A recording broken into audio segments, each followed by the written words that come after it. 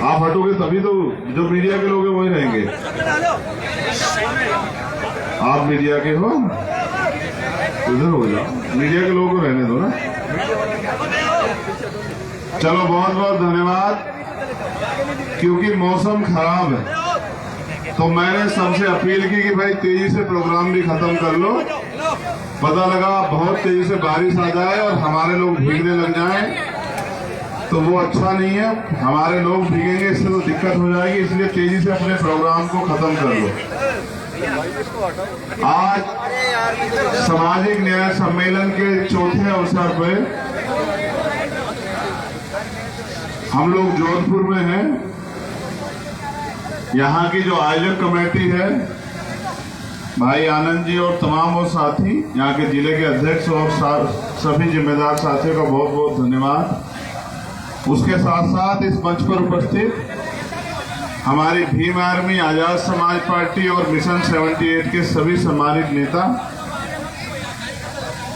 यहाँ उपस्थित मेरे नौजवान भाई बहनें, बच्चियां, माएं और वो पीड़ित परिवार जो जिनके न्याय की लड़ाई लड़ने के लिए मैं यहाँ आया, आज फिर वो हमारे बीच में है। उनको दोबारा से मिलने का मौका मुझे मिला है।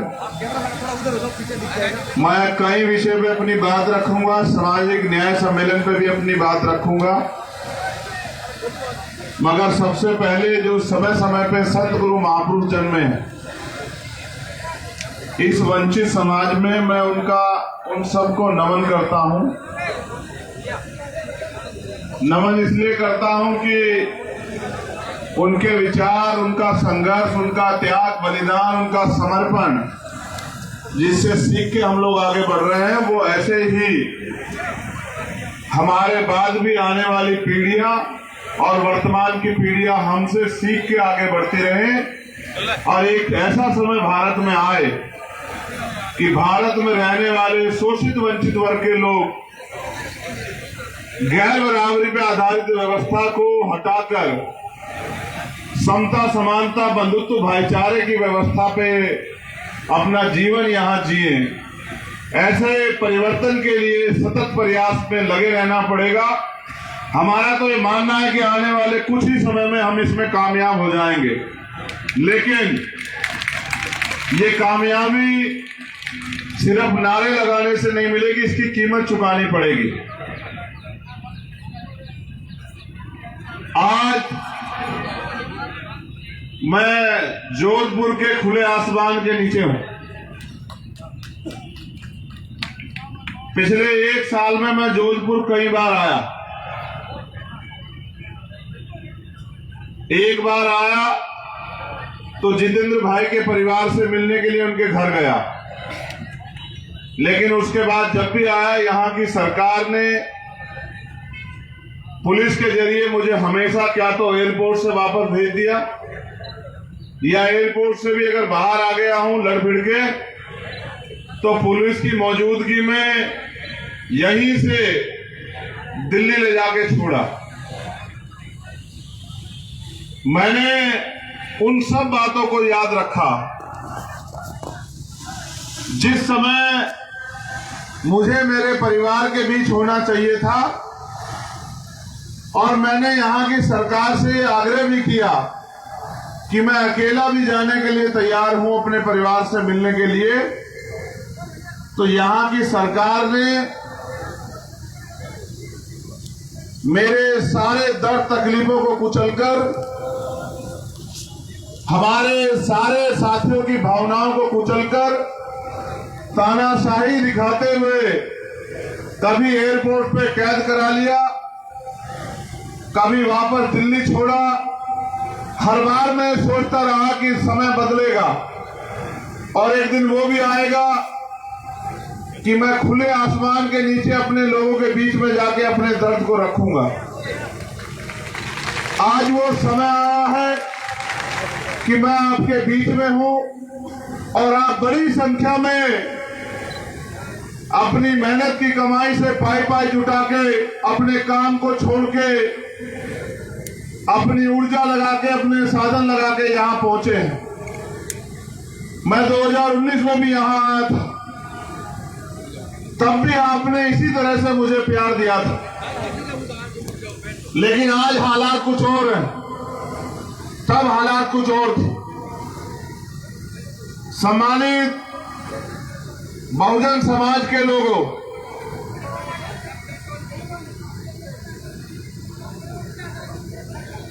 इतिहास को पढ़ना जानना बहुत जरूरी है। जो अन्याय मैंने पिछले 1-2 साल में यहां देखे, वो अन्याय आज के अन्याय नहीं है। उस अन्याय के पीछे एक लंबी कहानी है और आजाद भारत में और गुलाम भारत में इस तरह के बहुत से अन्याय हम लोगों को सहने पड़े हैं। ये महनगढ़ का जो किला है, जब राजतंत्र होता था, इस किले की नींव भी राजा राम मेघवाल जी के परिवार के ऊपर चुनी गई है। मैं बात आपको इसलिए याद दिला रहा हूं कि जब इस देश में बलिदान देने का नंबर आया, जब इस देश में, चाहे वो जोधपुर हो, देश का कोई भी कोना हो, जब गुलामी, बेबसी और कुप्रथाओं को आगे बढ़ाने के लिए उदाहरण पेश किए गए, तो मुझे ये बताने में कोई तकलीफ नहीं कि मेरे परिवार के लोगों ने जुल्म जाति सही। इसलिए मैंने राजा राम मेघवाल जी का जिक्र किया कि उनके परिवार को चुन के, नींव में चिनवा के ये किले खड़े किए गए हैं। अगर हमारा खून इन किलों में शामिल नहीं होता तो किले नहीं होते, न किले होते, न ही राजा महाराजा होते। लेकिन कब तक हम इन नींव में चीने जाते रहेंगे, इसका फैसला भी आपको करना। मैंने वो जो जिक्र किया वो कई सौ साल पहले का है, लेकिन आज मैं जो जिक्र कर रहा हूं वो आज का जिक्र है, पिछले 1-1.5 साल का जिक्र। और आप जो बाबा साहब अम्बेडकर को मानते हैं, आप जो फूले साहू पेरियार को मानते हैं, जो महामना रामसू वर्मा, बाबू जगदेव प्रसाद कुशवाहा, जन्ना कपूरी ठाकुर को मानते हैं, आप जो मान्यवर काशी राम साहब को मानते हैं, मान्यवर दीना भाना वाल्मीकि को मानते हैं, आप जो सर छोटू राम को, कुंभाराम आर्य जी को मानते हैं, आपको आज नहीं तो कल अपनी लड़ाई अपने पैरों पर खड़े होकर लड़नी पड़ेगी। आप जानते हैं इस प्रोग्राम को कैंसिल कराने का प्रयास किया गया। जैसे हमने प्रोग्राम सामाजिक न्याय सम्मेलन दिया, यहां के मुख्यमंत्री जी को लगा कि चंद्रशेखर अब आएंगे जोधपुर में, ये आपका संभाग है, आपसे आके सवाल करेंगे, क्योंकि वो मुख्यमंत्री हैं। पहले उन्होंने जोर लगाया कि यहां से हमारा प्रोग्राम ही कैंसिल हो जाए। ये तो हमारी मजबूती के कारण हमारी टीम की यहां से हमारा प्रोग्राम कैंसिल नहीं हो पाया। लेकिन मुझे पता लगा कि यही 1-2 किलोमीटर में मुख्यमंत्री जी भी बाबा साहब अम्बेडकर की प्रतिमा का अनावरण कर रहे हैं। आप ये जानिए कि बाबा साहब अम्बेडकर की प्रतिमा का अनावरण क्यों? उनको लगता है कि बाबा साहब के नाम पे ये लोग मेरे प्रोग्राम पे आ जाएंगे, चंद्रशेखर का प्रोग्राम फेल हो जाएगा। मुख्यमंत्री जी ये नहीं जानते कि अब ये लोग बेवकूफ नहीं रहे। ये एक दिन को याद नहीं रखते, पूरे 5 साल को भी याद रखते हैं जो अपने खून के आंसू रुलाए। मैं आपको इस संभाग की तरफ आकर्षित करूंगा और मैं अपने नौजवान भाइयों से कहना चाहता हूं, अगर सच्चाई और ईमानदारी आपके अंदर है जिसके लिए आपकी पहचान है, तो जो मैं आपसे कह रहा हूं इसको अपने दिल में याद करो। जितेंद्र मेघवाल के साथ हुआ अन्याय आप पे याद है या नहीं है, बताओ। अन्याय होने पर जो सरकार का रवैया था वो आपको याद है या नहीं है, बताओ। जब मैं दोबारा आया, इन्होंने जो वायदे किए थे उसको पूरा नहीं किया। मैं दोबारा आया तो मुझे एयरपोर्ट पे इन्होंने उदयपुर बंद करवा दिया, और हमारे सारे नेताओं को, चाहे सतपाल जी हो, अनिल जी हो, आनंद जी हो, राम लखन जी हो, तमाम सब नेताओं को बंद करवा दिया। जितेंद्र जी हो, मुकेश जी हो, सबको अरेस्ट करवा दिया। जो दिल्ली से हमारे नेता है भाटी जी, उन तब सब लोगों को अरेस्ट करा दिया। और जब मुझे यहां से इन्होंने भेजा कि हमें कुछ और मोहलत दे दो, डीएम एसएसपी वहीं उदयपुर चले गए। जितेंद्र भाई के बड़े भाई को वहां भेजा गया। मैंने इन पे भरोसा किया,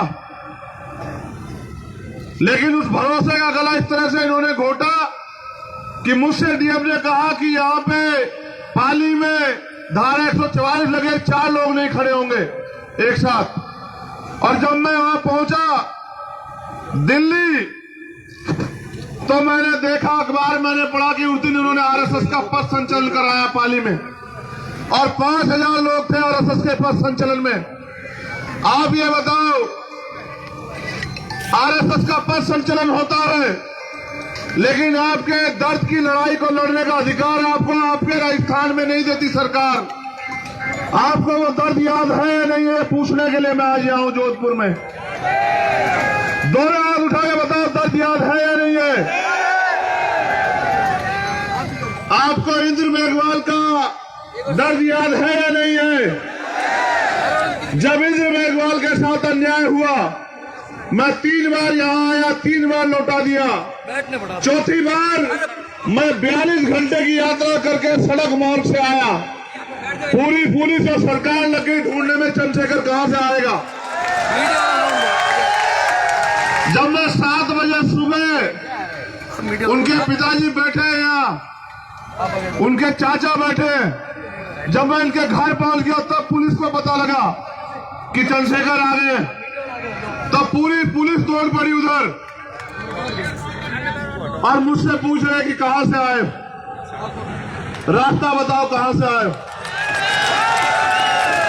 मैंने इनसे कहा कि मुझसे क्या रास्ता पूछते हो, उन अपराधियों से रास्ता पूछो जो रास्ता रोक रोक के हमारे लोगों की हत्या कर रहे हैं। फिर उनके चाचा पे दोबारा हमला हुआ, उनके खिलाफ पंचायत हुई, उनके घर जलाने की। आजाद भारत को देखो, ये आजाद भारत का, आजाद राजस्थान के घर जलाने की, उनकी जमीन छीन लेने की, उनकी हत्या करने की धमकी दी गई, और मुख्यमंत्री तमाशा देखते रहे। कार्तिक भील का परिवार यहां बैठा। मैं जब इनके लिए यहां आने का मैंने प्रयास किया तो इन्होंने मुझे गिरफ्तार करा दिया। ये मेरी बहन बैठी यहाँ, कार्तिक की पत्नी, उनका बच्चा, कार्तिक का भाई। क्या जवाब दूं मैं इनको, बताओ। आप बताओ, इस सरकार के एक विधायक ने अपनी जातिगत मानसिकता के कारण कार्तिक भाई के साथ जो अन्याय किया उसके और उसके परिवार के, आप बताओ मैं उस बहन को क्या जवाब दूं। मेरे लोगों कैसे पूछूं उसके आंसू, अभी वो रो रही थी मेरी बहन। आप बताओ मैं उसको कैसे उसके आंसू पूछूं, क्या उसको आश्वासन दूं? है कौन जवाब आपके पास? क्या कार्तिक आपका भाई नहीं था? क्या कार्तिक को जीने का अधिकार नहीं था? क्या कार्तिक को न्याय का अधिकार नहीं है राजस्थान में? तो न्याय का अधिकार अगर है तो कार्तिक की ये पत्नी, हमारी बहन यहां बैठे, इसको जवाब दो तुम सब लोग कि क्यों नहीं मिल रहा न्याय। और आज भी आंदोलन से आया पूरा परिवार। कितने दिन हो गए आपको पता है? कितने दिन हो गए? 3-4 महीने से ज्यादा का दिन, यानी कि 100 दिन से ज्यादा हो गए इन लोगों को धरने में बैठे हुए। बताओ हम लोग कहां जाएं? जब यहाँ की पुलिस, यहाँ का प्रशासन, यहाँ की सरकार न्याय नहीं देगी और सरकार के गुंडे हमारे लोगों को मारेंगे तो हम लोग कहां जाए न्याय मांगने के लिए? मेरे पास जवाब नहीं है कार्तिक की पत्नी को देने के लिए। उसके ये बेटे को कितने साल का है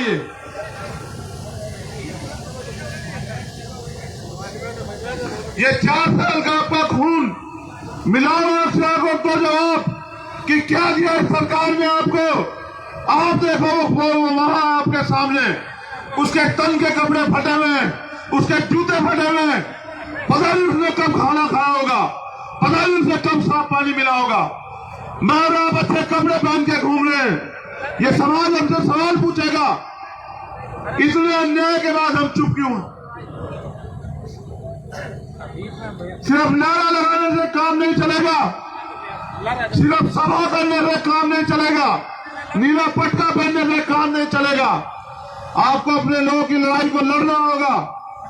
जिस तरह से सबको न्याय मिलता है, हमें भी न्याय चाहिए। इसके लिए आपको खड़े होना पड़ेगा। कार्तिक को उम्मीदें नहीं थी कि आपसे कि आप उसकी लड़ाई लड़ोगे। आज कार्तिक का परिवार अकेला क्यों लड़ रहा है? क्या हमारा खून पानी हो गया है? क्या हमारा जमीन मर गया है? उस 10 साल की आपकी बच्ची के साथ मेरी बहन मां यहां बैठी है। उस 10 साल की हमारी बच्ची के साथ जो जिंदगी हुई है, कोई जवाब आपके पास? उसके सपने नहीं होंगे क्या? वो जीना नहीं चाहती होगी क्या? उसके 10 टुकड़े कर दिए गए, वो आपका खून थी। वो आपसे जवाब मांगती होगी कि बताओ मेरे लोगों, राजस्थान में हमारी क्या हैसियत है? अशोक मेघवाल कल यहाँ टंकी बचा रहा था। कहाँ है वो टंकी? वो इस टंकी बचा रहा था अपने परिवार के साथ। उसकी बहन और उसकी माँ, जो हमारी बहन और हमारी माँ है, वो रोज चिल्ला रही थी। और वो भी 2 साल से अपना घर छोड़ के यहाँ पड़ा हुआ है जोधपुर में। घर एक दिन में नहीं बनता। घर एक एक ईंट में सपने खपते हैं। उसको छोड़ना पड़ा और वो यहां कल टंकी पे चढ़ा हुआ था। क्यों चढ़ा वो टंकी पे? क्योंकि उसके और उसके समाज का चंद्रशेखर राजा उसके परिवार का गुलाम बन गया इस प्रदेश में, इसलिए चढ़ा वो टंकी पे। अगर होती हमारे हाथ में ताकत तो नहीं चढ़ता वो टंकी पे। मैं आपको इसलिए याद दिला रहा हूं क्योंकि हमारे लोग भूल जाते हैं, हमारे लोगों को भूलने की आदत है। ये कल की घटना को आज भूल जाएंगे, आज की घटना को कल भूल जाएंगे। ऐसा ही चला रहा है। आप राजा राम मेघवाल को भूले और आप अशोक मेघवाल को भी भूल जाओगे अगर आपके याद नहीं दिलाऊंगा। और पिछले 1 महीने का याद दिलाता हूं आपको। खेतड़ी में 5 दिन महिपाल की लाश को लेकर उसका परिवार बैठा रहा। कोई महीना नहीं जाता, कोई दिन नहीं जाता, कहीं ना कहीं राजस्थान में हमारे लोग न्याय के लिए अपने परिवार की लाश को लेकर बैठे रहते हैं। ऐसा कहीं किसी प्रदेश में नहीं होता। अजमेर में रोहित रेगर को पहले उसको पीटा, इतना पीटा पूरे दिन, फिर उसको पेट्रोल डाल के जो है उसको आग लगा दी। वो भी आपका अपना भाई था। चाकसू में 5 दलित परिवार के लोगों के ऊपर गाड़ी चढ़ा दी। अभी तक प्रशासन पुलिस ये भी नहीं जान पाया कि एक्सीडेंट है या हत्या है। गंगानगर में पाले खा की हत्या हुई। और एक और मेरी बहन बैठी हुई है नीतू, आपको याद होगा ओम प्रकाश नगर, या भूल गए हो? बताओ, याद है या नहीं है? बताओ। वो लड़ता रहा न्याय के लिए, जाता पुलिस के पास, पुलिस के लोगों ने उल्टा झूठा उसके ऊपर, उसके पिताजी के ऊपर मुकदमा कर दिया। कहां जाता वो आपका भाई? जब कुछ नहीं कर पाया, निराश हो गया, तो सुसाइड नोट लिख के सुसाइड कर लिया। और सुसाइड नोट में मेरा नाम लिख के कहा कि भाई आगे मुझे न्याय दिलाना। मैं 4 दिन तक सरकार से लड़ता रहा और आज मैं आपसे बताना चाहता हूं कि 4 दिन बाद जब मैंने उसके सर को देखा, इतना बड़ा मुंह हो गया था उसका, इतना बड़ा मुंह, उसके हाथ पैर सूज सूज के इतने बड़े बड़े हो गए थे, उसकी लाश उसमें बदबू मारने लगी। मेरी हिम्मत नहीं पड़ी कि मैं उस परिवार से क्या कहूं। फिर मजबूरी में उसका अंतिम संस्कार हुआ। फिर वो खोखले वालों के साथ न्याय मिलेगा, गिरफ्तारी होगी, आरोपी जेल जाएंगे। मैं आज तक का, जहां तक मुझे जानकारी है, नीतू यहां बैठी है, वो सरपंच जेल तो नहीं गया, आज तक वो सरपंच जेल नहीं गया। ये हैसियत है राजस्थान में हमारे। ये मैंने आपको इसलिए याद दिलाया कि चाहे कितने अच्छे कपड़े पहन लो, कितने अच्छे घर बना लो, जब तक आपके हाथ में राजनीतिक ताकत नहीं आएगी, आपकी बहन बेटी भाई बच्चों बुजुर्गों के साथ ऐसा ही होता रहेगा राजस्थान में। यहां ऐसा नहीं कि आप पे नेता नहीं है, नेता बहुत है आपके पास। यहां जाति और समाज के आधार पे आप अपने मन से सवाल पूछो।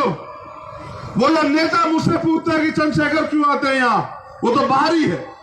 आप अपने मन से पूछो कि जब वो अपना जमीन गिरवी रखे और समाज के साथ होने वाले अन्याय पे आंख मूंद लेते हैं, चुप्पी थाम लेते हैं, टेप लगा लेते हैं, आप ऐसे नेताओं के भरोसे अपनी लड़ाई लड़ लोगे, अपने स्वाभिमान सम्मान की रक्षा कर लोगे क्या? बताओ। नहीं, जोरदार तरीके से बताओ, उन गुलामों तक भी आवाज जानी चाहिए। क्या ऐसे लोगों के भरोसे न्याय हो जाएगा क्या? आपको मैं बस ये इसलिए याद दिला रहा था मेरे लोगों, इतना अन्याय, इतना जुल्म, जानवर के साथ भी हो तो जानवर भी बगावत कर दे। हम तो इंसान हैं। ये तो जुल्म है। अगर आप किसी का भोजन ही उठा लोगे ना सामने से, चाहे वो आपका पालतू क्यों ना हो, वो भी बगावत कर देगा। हम तो इंसान हैं, पढ़े लिखे लोग हैं, हमारे शरीर में जान है, हमारे कंधों पे समाज की जिम्मेदारी है। इतने अपराध को संरक्षण देने वाले मुख्यमंत्री को तो बाबा साहब अंबेडकर की मूर्ति को छूने का भी अधिकार नहीं है। अगर वास्तविकता में हमारे लोगों के अंदर रीढ़ की हड्डी होती और हमारे लोग अपने स्वाभिमान सम्मान की कीमत समझते, तो ऐसे मुख्यमंत्री को, बाबा साहब अंबेडकर की परछाई को, मूर्ति छूने परछाई को भी छूने नहीं देते। लेकिन आज ये जो खेल यहां खेला जा रहा है, इसका मात्र एक मकसद है कि हमेशा की तरह मूर्तियां पकड़ा के आपको और आपके अधिकारों को, आपकी ताकत को लूट लिया जाए। क्या आप बेवकूफी में फंसे रहेंगे, लापरवाही में फंसे रहेंगे, गुमराह होते रहेंगे, जालिम की बातों में आते रहेंगे? आपने पिछले 7-8 साल से यहां मेहनत की है, राजस्थान की मट्टी मट्टी जानती है। कोई क्षेत्र ऐसा नहीं, चाहे चूरू हो चाहे थाना गाजी हो, जहां आपने अपने संघर्ष से न्याय नहीं दिलाया। लेकिन यह अन्याय कब तक, यह अन्याय कब तक? हर चीज की एक सीमा होती है। मैं जानना चाहता हूं कि यह अन्याय कब तक? क्या मैं मानूं कि अभी अन्याय खत्म होना चाहिए? बताओ मेरे लोगों, होना चाहिए या आपको इस अन्याय के साथ जीने की आदत पड़ गई है? अपने लोगों की लाशों को उठाने की आदत पड़ गई है क्या? अभी एक घटना हमारे साथियों ने मुझे बताई, यही भाषण देते 20-25 मिनट नहीं बीते, बालोतरा जिले के पचपदरा के जगाराम भील की को मौत के घाट उतारा। बाड़मेर, क्या करूं बताओ? कितनी घटनाओं पर जाऊं, कितनी घटनाओं पर जाकर लड़ूं, जबकि मैं जानता हूं कि मैं जेल भिजवाने के लिए लड़ूंगा, ये सरकार संरक्षण देने के लिए भिड़ेगी। और क्योंकि लोकतंत्र में शक्ति है, बाबा साहब अम्बेडकर ने भी कहा पॉलिटिक्स द मास्टर की, कि राजनीतिक सत्ता वो चाबी है जो आपकी सारी परेशानियों का हल कर देगी। आप बताओ कितनी घटनाओं पे जाकर रोऊं, कितनी घटनाओं पे जाकर चिल्लाऊं, किन किन दरवाजों में माथा टेकूं, कहां से लाऊं आपके लिए न्याय, कैसे रोकूं अपने लोगों की हत्या? मुझे एक ही रास्ता नजर आता है, उस रास्ते पे मैं आपसे बात करूंगा। सामाजिक न्याय सम्मेलन हमने बुलाया, सामाजिक न्याय होगा कैसे? सामाजिक न्याय करेगा कौन? सामाजिक न्याय की सोच किसके पास है? इनके पास जो सरकार में बैठे, या उनके पास जो इनसे पहले बैठे थे? ना इनके पास है, ना इनसे पहले वालों के पास है। सामाजिक न्याय की सोच भी हमारे संत गुरु महापुरुष देके गए। सामाजिक न्याय भी तभी मिलेगा क्योंकि संविधान में जो अधिकार मिले हैं उनको लागू कराने की ताकत संविधान में अधिकार मिले हैं उनको लागू कराने की ताकत सरकार के पास है। और जो नए कानून बना रहे हैं आपकी तरक्की के लिए, उसकी ताकत भी सरकार के पास है।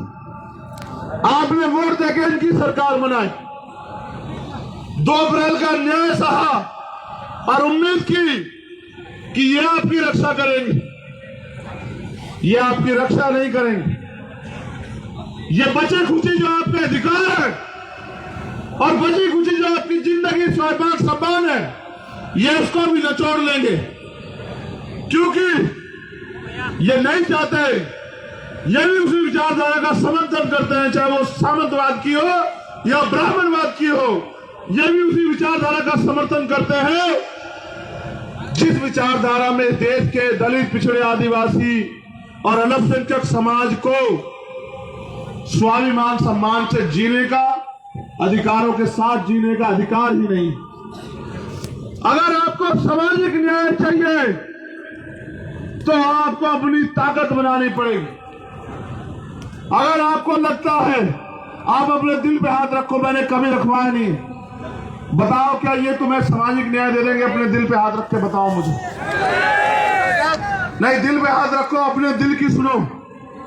आप दिमाग की सुनते हो, आज अपने दिल की सुनो। ऐसे हाथ रख के पूछो अपने आप से कि जिन्होंने आपके साथ होने वाले इतने जुल्म पे एक शब्द नहीं बोला, क्या वो आपको स्वाभिमान, सम्मान और अधिकारों का जीवन दे देंगे क्या? बताओ, दोनों हाथ उठा के जोर से। तो अधिकार कैसे मिलेंगे? अधिकारों की रक्षा कैसे होगी?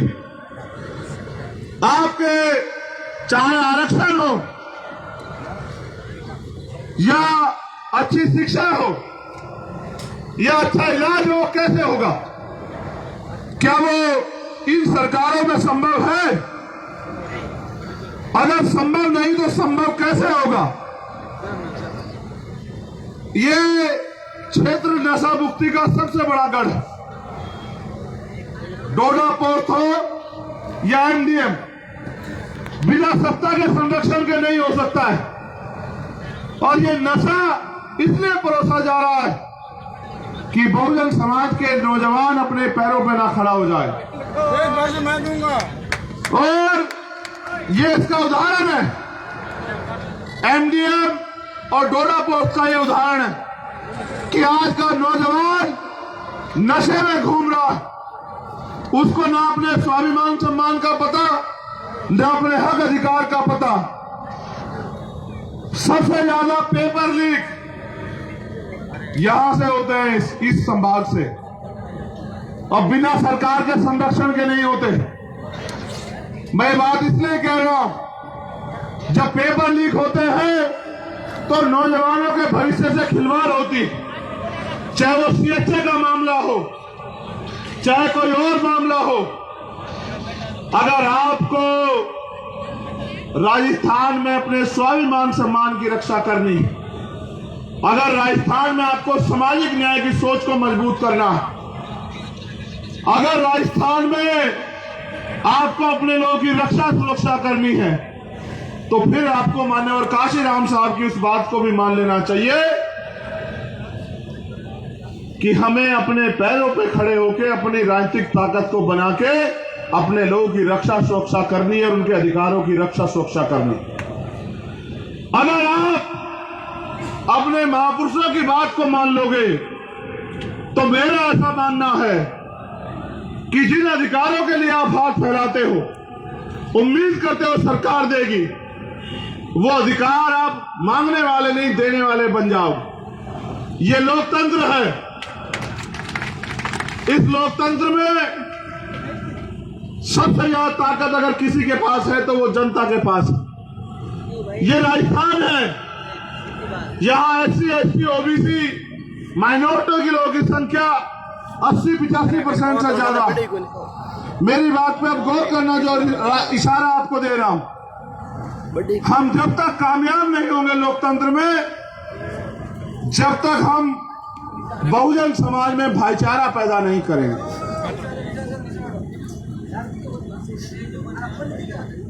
हम इनके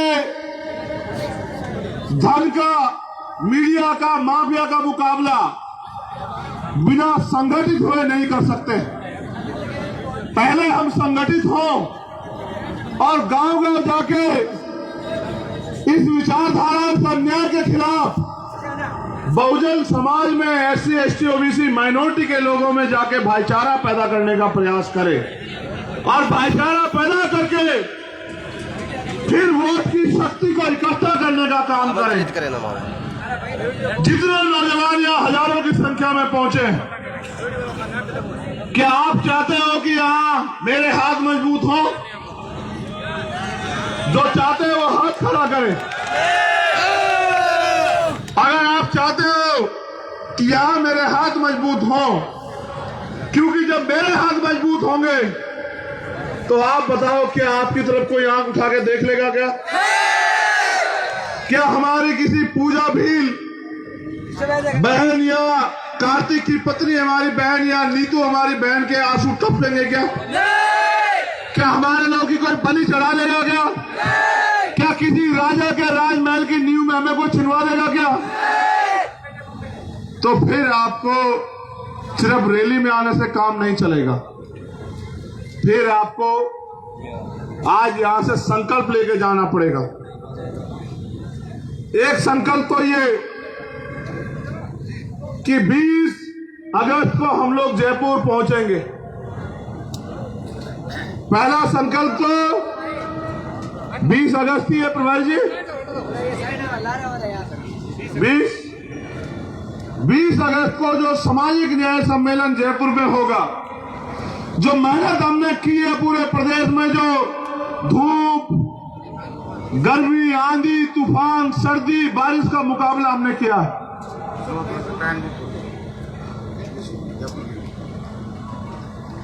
उस मेहनत के रंग को मजबूत करने के लिए हमारे साथियों ने बताया कि जोधपुर से हम लोग ट्रेन बुक करेंगे जयपुर के लिए।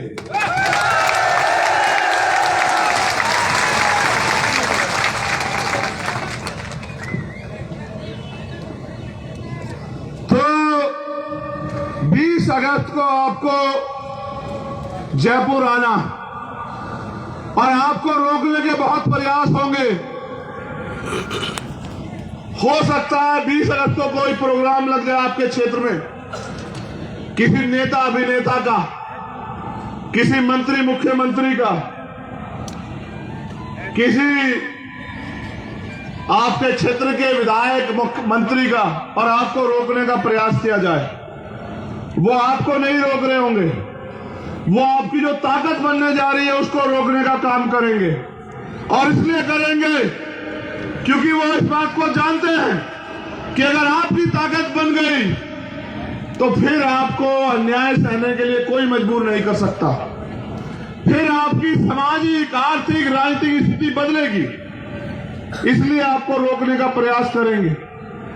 इसलिए मैं आपसे कहूंगा कि चाहे आंधी आए या तूफान,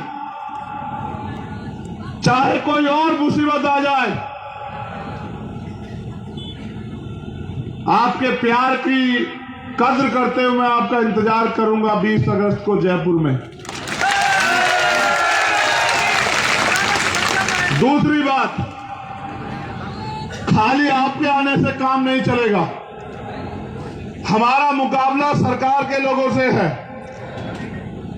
हमारा मुकाबला उनसे है जो धन्ना सेठ हैं, बड़े बड़े उद्योगपति हैं, जिनके करोड़ों करोड़ रुपए के बिजनेस हैं, जिन्होंने बहुत बड़े बड़े भ्रष्टाचार किए हैं। यहां की सरकार के लोग कह रहे थे कि पिछली सरकार के मुख्यमंत्री ने भ्रष्टाचार किया। मुझे लगता है कि अब उनका भ्रष्टाचार खत्म हो जाएगा कुछ दिन में, आप देख लेना, क्योंकि चोर चोर मुसेरे भाई हो रहे हैं सब लोग। इसलिए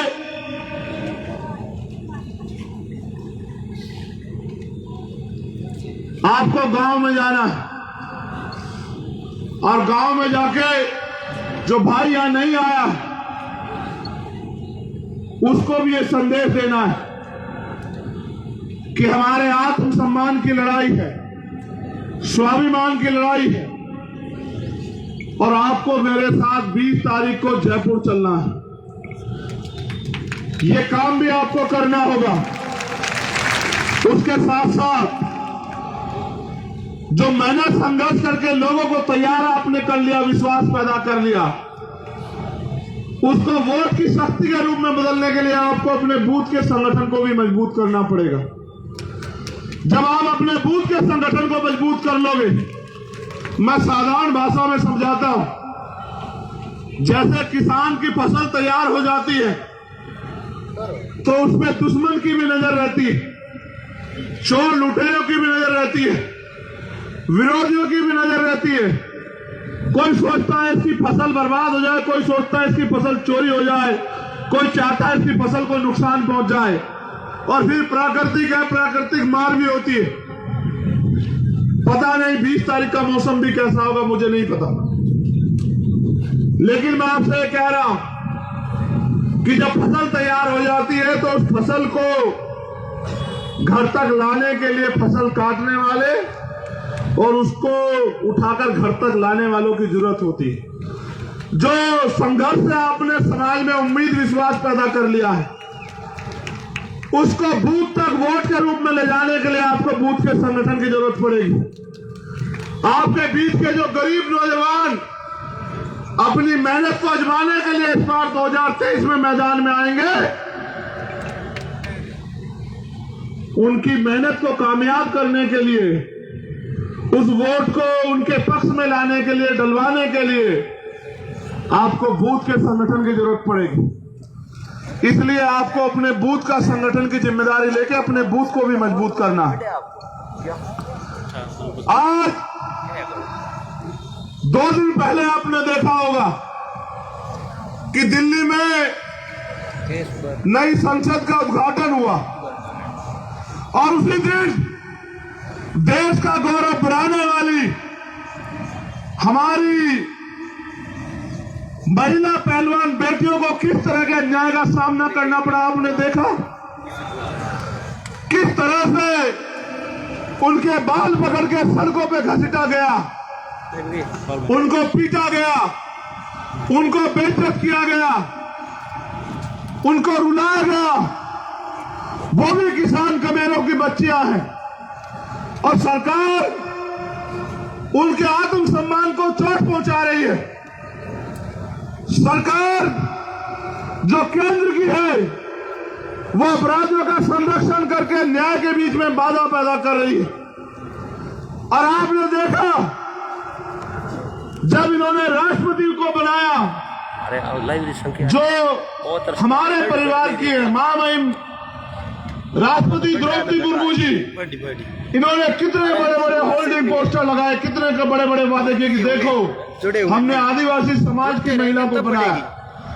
उससे पहले जब इन्होंने दलित राष्ट्रपति बनाया तो इन्होंने कितने बड़े बड़े प्रचार प्रसार किए कि देखो हमने दलित समाज के व्यक्ति को राष्ट्रपति बनाया। लेकिन आपने देखा कि जब उनके सम्मान की बात आई, जब संसद की नींव रखी गई, तो महामहिम तत्कालिक राष्ट्रपति रामनाथ कोविंद जी को नहीं बुलाया। और अब जब नई संसद का उद्घाटन हुआ, तो आज की जो तत्कालिक महामहिम है उनको नहीं बुलाया गया। ये दोनों बातें ये बात स्पष्ट करती हैं कि ये सिर्फ हमारे लोगों की वोट को लूटने के लिए, हमारे लोगों को सम्मान देने का दिखावा करती है, लेकिन जिस दिन वास्तविक सम्मान देना और अधिकार देने की बारी आती है, उस दिन जैसे दूध में से मक्खी को निकाल के फेंक देते हैं, इस तरह से ये हमारे लोगों को फेंक देते हैं। इसलिए आपको यह भी समझना पड़ेगा कि जो लोग हमारे उस पदों में बैठे, देश के सर्वोच्च पदों पर बैठे लोगों को सम्मान नहीं दे सकते, वो हमें अधिकार कहां देंगे। इसलिए आपसे कहना चाहता हूं, इनके झूठे वादों में, झूठे नारों में, झूठी बातों में, इनके जमुनों में, इनके झूठे लालच में आने की जरूरत नहीं है। भारत को आजाद हुए 75 साल से ज्यादा हो गए, हमें कोई भी अधिकार मांगने से नहीं मिला। हमें पीने के पानी के लिए, जहां तालाब में जानवर पानी पीते थे, उसके लिए भी लाठियां खानी पड़ी। बाबा साहब अम्बेडकर को लाठियां खानी पड़ी, आप उनकी संतानें हो। ये बात इस बात को स्पष्ट करती है कि जो हमें पीने के लिए साफ पानी देने को राजी नहीं थे, वो हमें अधिकार आसानी से नहीं देंगे। इसलिए हमें इनका भरोसा छोड़ के अपनी ताकत बनानी पड़ेगी। जब ताकत हमारे हाथ में होगी, काशीराम साहब कहा करते थे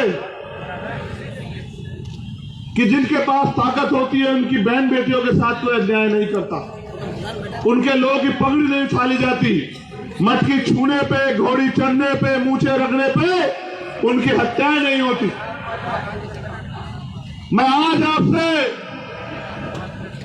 क्योंकि मैं आपसे हूं, मैं किसी रानी महारानी का बेटा नहीं हूं, आपकी तरह प्राइमरी स्कूल के हेडमास्टर का बेटा।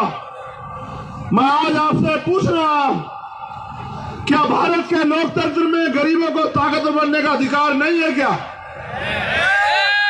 अगर है तो हमें भी इन अमीरों को इस बार इग्नोर करके, एक तरफ हटा के, गरीबों के हाथ में ताकत देनी चाहिए। देनी चाहिए नहीं देनी चाहिए, बताओ। आप यह भी सोचो, मैंने शुरू की लाइन से इतिहास की बात की थी, आप यह भी देखो, जिन भीम आर्मी के नौजवान साथियों ने अपने प्राणों की भी परवाह नहीं की, किसी राजनीतिक सुख की परवाह नहीं की और हर लड़ाई को लड़ा, ना किसी राजनीतिक नफे नुकसान की परवाह की, क्या वो आपको, अगर उनको ताकत मिलेगी तो क्या आपके अधिकारों की रक्षा नहीं होगी क्या? बताओ। नहीं, जोर से बताओ। मैं एक बात पे और आपकी गौर वो करता हूं, ये बात आपको बतानी जरूरी है। जब आपकी लड़ाई लड़ने के लिए भीम आर्मी, आजाद समाज पार्टी के लोग जाते हैं, जो ताकतवर व्यक्ति है सोचता है कि उसको कोई कुछ नहीं कर सकता, चाहे वो रेप कर दे, हत्या। लेकिन भीम आर्मी, आजाद समाज पार्टी के संघर्ष से जब वो व्यक्ति जेल जाता है, तो वो फिर अपनी ताकत का दुरुपयोग करके, अपने धन का दुरुपयोग करके भीम आर्मी, आजाद समाज पार्टी के लोगों को नुकसान भी पहुंचाता है। इसका उदाहरण भी बताता हूं। बिहार में राकेश पासवान जो हमारे भाई थे, वैशाली जिले में, जो यहां के हमारे नेताओं की तरह आपके अधिकारों की लड़ाई लड़ते थे, उनको 20 गोलियां मार के अभी 1-2 महीने पहले उनकी हत्या की गई, सिर्फ इसलिए कि उसके रहते कोई सामंतवादी किसी कमजोर वर्ग की बच्ची को नहीं छू सकता था, इसलिए उसकी हत्या की गई। और विदिशा मध्य प्रदेश में छतर सिंह जो हमारे जिलाध्यक्ष थे, उनकी हत्या की गई। ये बात मैं आपको इसलिए बता रहा हूं कि अगर ज्यादा दिन आपने लापरवाही की और आप गुमराह हुए और आपने राजनीतिक शक्ति से इनको दूर रखा, तो हो सकता है कल चंद्रशेखर के साथ भी अन्याय हो और आपके पास खोने को कुछ नहीं बचे। इसलिए मैं आपसे कहना चाहता हूं कि अपनी राजनीतिक ताकत बनाओ। जब आपके पास राजनीतिक ताकत होगी, आप जानते हो पुलिस के लोग मेरे कैसे कार्रवाई क्यों नहीं करते, आप जानना चाहते हो? बताओ, जानना चाहते हो नहीं जानना चाहते हो? हमारी संख्या तो इतनी है मगर हमारे कैसे कार्रवाई क्यों नहीं करते? और एक विधायक एमपी कैसे कार्रवाई क्यों कर देते? मैं बताता हूं आपको। जब तक इनके मन में ये बात नहीं बैठेगी कि कल चंद्रशेखर आजाद या भीम आर्मी आजाद समाज पार्टी यहां ताकतवर हो सकती है, क्योंकि इनको डर किस चीज से लगता है पता है आपको? इनको सस्पेंड होने से डर लगता है।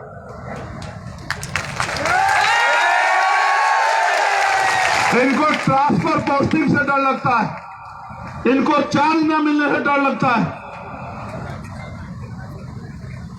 इनको डर लगता है कहीं इनके ऊपर मुकदमा न लिखवा दे सरकार। जिस दिन इनको यह एहसास हो गया कि आने वाले कल में आजाद समाज पार्टी यहां ताकतवर हो जाएगी, आप मेरी बात को याद रखना। ये भागे भागे आपका काम किया करेंगे बिना कहे, आप मेरी बात को याद रख लेना। जिस दिन इनको एहसास हो गया कि अगर इनकी बात नहीं मानी तो कल ये ट्रांसफर पोस्टिंग भी करेंगे और अपने पद का दुरुपयोग करने के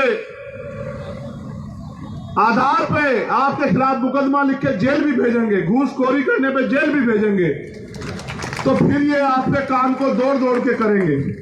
मैं ये नहीं कहता कि सारे पुलिस के लोग बुरे हैं, मगर मैं ये भी नहीं कहता कि सारे अच्छे।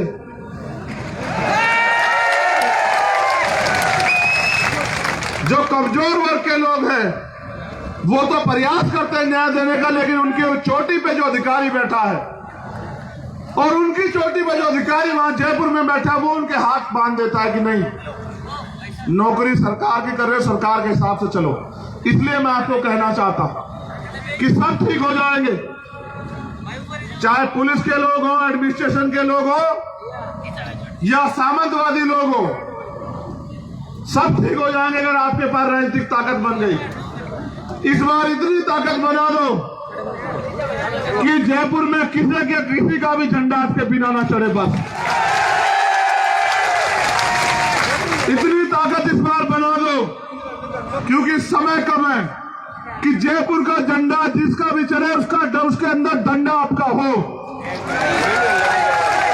अगर ये ताकत आपने बना ली तो मेरी बात को याद रखना कि फिर डंडा चलाने की जरूरत आपको नहीं रहेगी। मेरी बात को याद रख लेना। इसलिए मेहनत करो, वापस गांव कस्बों में लौटो, अपनी पार्टी संगठन अपने संघर्ष की बात लेके लोगों तक जाओ, अपने लोगों को समझाओ कि वोट का अधिकार बिकने के लिए नहीं, गुलामी से मुक्ति के लिए मिला है। अपने लोगों को यह भी बताओ कि वोट के अधिकार के लिए बाबा साहब ने अपने 4-4 बच्चों को कुर्बानी दी है, और यह भी बताओ कि अगर वोट का अधिकार छिन गया, संविधान ना रहा, तो ये ताकतवर लोग आपकी बस्ती में पैर रखने भी नहीं आएंगे जो आज आपके पैर छूते पैर धोते। इस बात को भी बताओ, और यह भी बताओ कि वोट दोधारी तलवार है, अगर अपने को दी तो आपकी परेशानियों का इलाज होगा, अगर गलती से बातों में आके, गुमराह होके, धोखे में आके, लालच में आके दुश्मन को दे दी तो फिर आपके लोगों का इलाज होगा। ये बात भी जाके लोगों को समझाओ। अगर ये बात आपने समझा दी तो मैं जिम्मेदारी से कहता हूं कि जिस समाज में मैं पैदा हुआ हूं ये बहुजन समाज बड़ा स्वाभिमानी समाज है।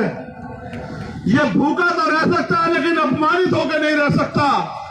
जिस दिन ये बात इनकी समझ में आ गई और आपने जाके मेहनत की, फिर वो शक्ति बनेगी राजस्थान में कि राजस्थान से चली हुई ये अंधेरों के खिलाफ ये उजाले की रोशनी, एक छोटी सी रोशनी, ये पूरे भारत में जाएगी और बाबा साहब अम्बेडकर और मान्यवर काशीराम साहब के अधूरे सपने को पूरा करेगी। इसके लिए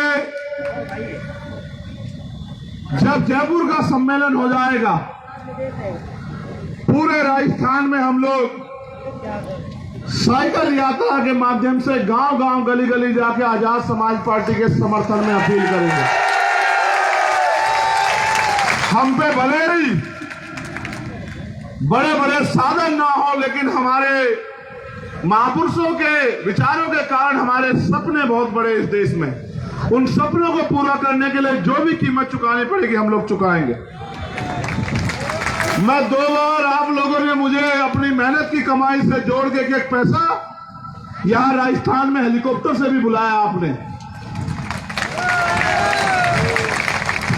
मैं उस हेलीकॉप्टर की कुर्सी से खुश नहीं। आप मेरे काम करने वाले भाइयों को जयपुर की कुर्सियों पे बिठाने में मदद करा दो बस। वो कुर्सी मेरे लिए प्राइवेट जेट से भी ज्यादा बढ़िया कुर्सी होगी, जब आपके बीच का व्यक्ति जाके आपके अधिकारों के लिए सीना तान के सरकार से सवाल करेगा और आपके लिए अवसर पैदा करेगा, आपके स्वाभिमान सम्मान की रक्षा करेगा। उस दिन मेरी मेहनत, मेरा बहावा पसीने के एक एक बूंद और मेरे आंसू इस राजस्थान में सफल हो जाएंगे मेरे लोगों, जिस दिन आपने मुझे इतनी ताकत देने का काम कर दिया। गांव देहात में लोग तैयार बैठे हैं, आप बस चले जाओ। आप जाके कहना कि आपके खून ने, आपके बेटे चंद्रशेखर आजाद ने इस बार आपसे अपने संघर्ष की जो लड़ाई उन्होंने लड़ी है, या उस लड़ाई के लिए आपके आशीर्वाद की अपेक्षा की है। अगर ये बात आप जा कह दोगी तो मेरी माए बहनें आपको आशीर्वाद ही नहीं, आपके सम्मान में किसी चीज की कमी नहीं रखेंगी। मैं जानता हूं उनको। वो आपको खाना भी खिलाएंगी, सम्मान भी देंगी और आपसे ये भी कहेंगी कि भाई भले ही एक बार को गुमराह हो जाए लेकिन बहनें माएं गुमराह नहीं होंगी, वो हमारे साथ खड़ी रहेंगी। क्योंकि मेरे आज भी याद है जब मैं जितेंद्र मेघवाल के यहां गया तो मेरी बहनें, मेरी माएं सारा काम छोड़ छाड़ के घर से निकल के सड़कों पे थी और मैंने उनके आंखों के आंसू देखे। ये मेरी बहन है यहाँ नीतू, तुम आ जाना दोनों यहाँ, जरा उसको भी बुला देना बिटिया को।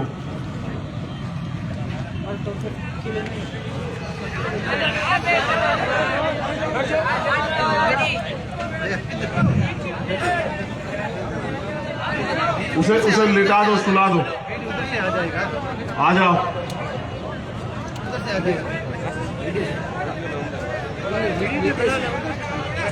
यहाँ आओ, इधर आओ, इधर आओ, इस तरफ। एक यहाँ आओ, एक इस तरफ आओ।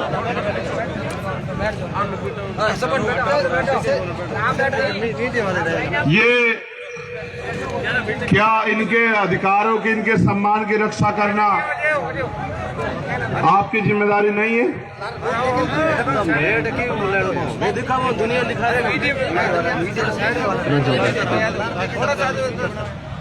ये नीतू से बड़े वाली हमारी सिस्टर है। मैं आपसे पूछना चाहता हूं, ईमानदारी से बताओ, अगर आप इस समाज में पैदा हुए, आपकी जिम्मेदारी बैठती, क्या इनके आंसू पूछना आपकी जिम्मेदारी नहीं है? क्या इनको न्याय दिलाना आपकी जिम्मेदारी नहीं है? क्या इनके स्वाभिमान सम्मान, इनकी रक्षा करना, इन्हें स्वाभिमान सम्मान का जीवन देना, क्या हमारी जिम्मेदारी नहीं है सबकी? मैं क्या जवाब दूं इनको?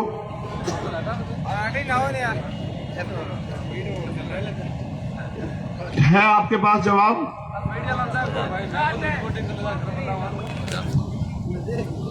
आप जो जवाब कहोगे मैं दे दूंगा। बताओ क्या जवाब दूं कि मैं इनको न्याय क्यों नहीं दिला पा रहा हूं? क्योंकि मैं तो जानता हूं कि आरोपियों के समर्थन में पूरी सरकार खड़ी है, विपक्ष भी पूरा उन्हीं की तरफ खड़ा है। आप बताओ मैं इनको क्या जवाब दूं? आज हजारों हजारों की संख्या में आप यहां पहुंचे हो, बताओ मैं इनको क्या जवाब दूं?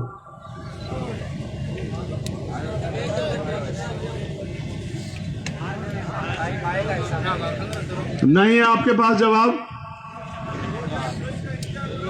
अब आप संघर्ष करो, हम हमारे आपके साथ हैं। आप संघर्ष करो, हम आपके साथ हैं।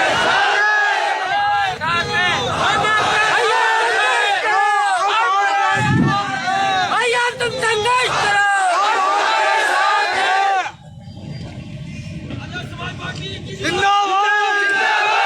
समाज सिर्फ कहने से नहीं होता मेरे भाइयों,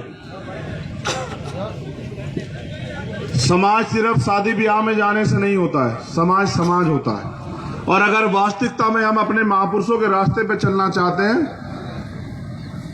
तो फिर इनको जवाब देना पड़ेगा। अगर आप वास्तविकता में इनको जवाब देना चाहते हैं तो इनसे वादा कीजिए कि इस बार आप जोधपुर से अपनी ताकत बना के जरूर भेजेंगे, और इनसे यह भी वादा कीजिए कि जब हम पे ताकत आएगी तो सबसे पहले वो आरोपी क्या तो अगले दिन जेल में होंगे या फिर वो इस प्रदेश को छोड़ के भाग जाएंगे। चलिए मेरे साथ खड़े होकर वादा कीजिए, खड़े हो जाइए सब लोग अपनी जगहों पे, मेरे साथ वादा कीजिए कि हम राजस्थान में अपनी ताकत बनाएंगे और अपने ऊपर हुए एक एक जुल्म का हिसाब उन आरोपियों को सजा दिलाकर और अपने लोगों के आंसू पूछकर देने का काम करेंगे। हम झुकेंगे नहीं, हम रुकेंगे नहीं, हम आगे बढ़ेंगे, हम अपनी ताकत को साबित करेंगे। हम अपने बहनों के, अपनी माँ के, अपने बुजुर्गों के, अपने बच्चों के, अपने भाइयों के सम्मान की रक्षा करेंगे, उनके अधिकारों की रक्षा करेंगे। हम ऐसा राजस्थान बनाएंगे जिसमें किसी भी समाज की बहन बेटी के साथ अन्याय नहीं होगा, किसी भी गरीब के साथ अन्याय नहीं होगा, किसी की भी